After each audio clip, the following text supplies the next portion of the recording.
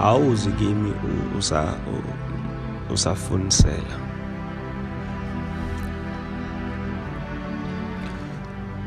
Yeah, uthi ufika ubeka udaba lakho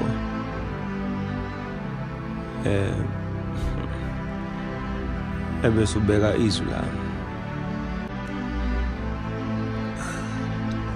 ebese ubeka ukuphoxeka kwakho through my word in a situation. Uthi there must be a balance. Ngathi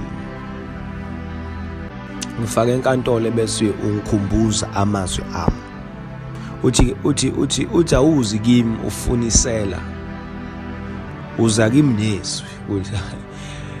Ngibona engathi impilo yami ishona eceleni, kanti wena wawuthe you will never leave me or forsake.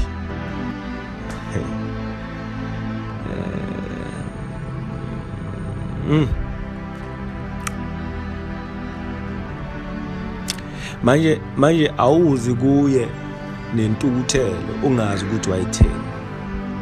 Yeah, awuzi kuye ngolaka ungazi ukuthi wayitheni. Uthi uNkulunkulu bo abavumeleke ukuza kimi abalazizwa. I will repeat that one. Uthi abeza kimi ngoba belazizwa. Uthi noma kuthiwa uyayibona impilo yakho ukuthi ibheka le kodwa mawungenalo izwi, uma ungazi ukuthi mina ngathini, uthi awamkeleke lutho ngeza kumina. Remind me of my words. State your matter so that we can argue together. Ukuze sizongena enkantolo ebese uyangiprovela ukuthi ngathi bese ubeka imeko yakho uthi uNkulunkulu wawuthe ngibusiseke ekuphumeni nasekungeneni, kodwa mangibuka impilo yami I don't see a blessing. Kwenzakalani? Put me in court and remind me of my words. Ngifake enkantolo bese uyangikhumbuza amazwi ami ukuthi ngathi. Manje ngizokdiagnose namhlanje.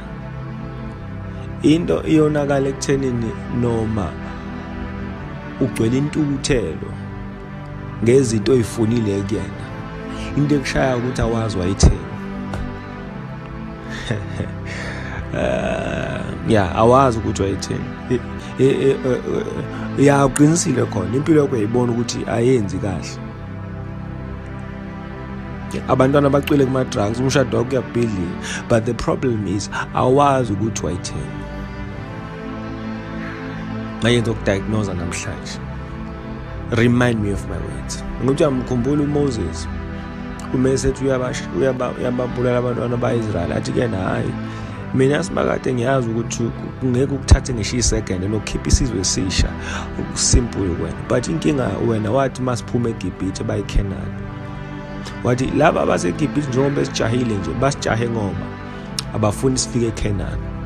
Number 2, uma ubabulala abaseKenani abazothi ubakhiphe ngoba vele ufuna ukubabulala, wasethi hayi salusumela ukusho kwakho. Remind me of my words. Khumbuze amazwi ami. May God bless you.